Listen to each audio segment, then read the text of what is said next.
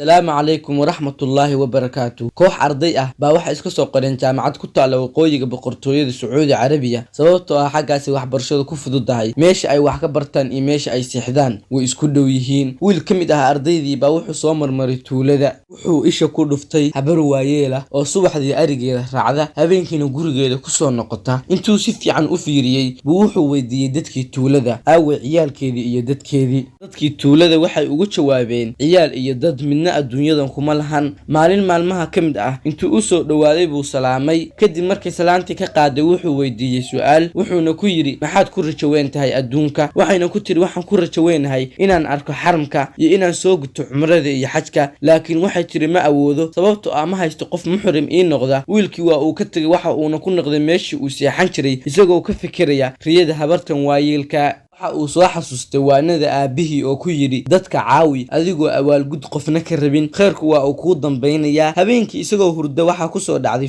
fikradaas oo ah in uu guursado habartan waayeelka ah si uu muxrim ugu noqdo hadhow markuu xajka ka socoliyna in uu furo. waxdii wuxuu u tagay shiikh weyn wuxuuna weydiiyay ra'yigiisa waa uuna ku raacay. kadib waxa uu yimaaday habartii waayeelka ahayd waxa uuna u sheegay ra'yigiisi si uu u geeyo xajka waa ayna ku raacday wayna is arooseen. habartiina waxa uu u kaxeeyay xaramka si ay u soo gudato xajka iyo cumrada. markay ka soo noqdeen xaramkii waxa uu ku yiri aniga shaqadaydu waa ay dhamaatay waxaan rabaa in aan ku furo. kadib habartii waxa ay ku tiraaday iska daa waxba ay furin orod iska tag meesha doontidna aad. kadib waa uu ka tagay wiilkii ardayga ahaa waxaana la gaaray waqtigii ay jaamacaddu u dhamaatay wuxuuna u tagay habartii waxa uuna ku yiri waxbarashadii waa ay ii dhamaatay waana tegayaa mana soo noqonayo. waxa uuna u sheegay in uu rabo inuu furo waxayna ugu jawaabtay ha sameen oo meesha doontid aad. wuu tagay wiilkii ardayga ahaa isagoo rajaynaya inuusan dib u soo noqonayn. kadib isagoo fadhiya meherad isaga iyo asxaabtiisa oo wada kaftamaya baa waxay ku yiraahdeen aaway habartii cajuusta ahayd aawaagii guursatay. waxa uuna ku yiri wallaahi ma garanayo meesha ay ku dambaysay. muddo gaaban kadib isagaa maskaxdiisa iska weydiiyey horta bal halkay ku dambaysay habartii waayeelka ahayd. waxa uuna go'aan ku gaaray inuu soo ogaado meesha ay ku dambaysay. waxa uuna tegay tuuladii waxa uuna weydiiyay dadkii waxayna ku yiraahdeen waa ay dhimatay. run ahaantiina waa uu ka murugooday dhimashadeeda. waxayna u tilmaameen gurigii waxa uuna galay gurigii isagoo barbaariya alaabtii baa waxa uu helay boorso ay ku jiraan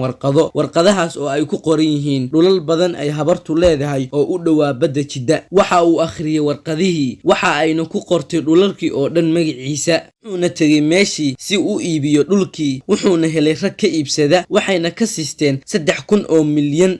uuna yiri aabahayo waan rumaystay waanadaadii ciyaalkaygana waan ku tarbiyadaynayaa dadka wax u qabo adigoo abaalgud ka raadinayn khayrku waa uu ku dambaynayaa. ومن يتق الله يجعل له مخرجا ويرزقه من حيث لا يحتسب ومن يتوكل على الله فهو حسبه إن الله بالغ أمره قد جعل الله لكل شيء قدرا. فلن هدان نوع عصب تهاي channel كينا سوابقو سبسكرايب ستار جنبليل كريح سياد ونقطة قفك ugu horeeyay ee fiidiyoashayna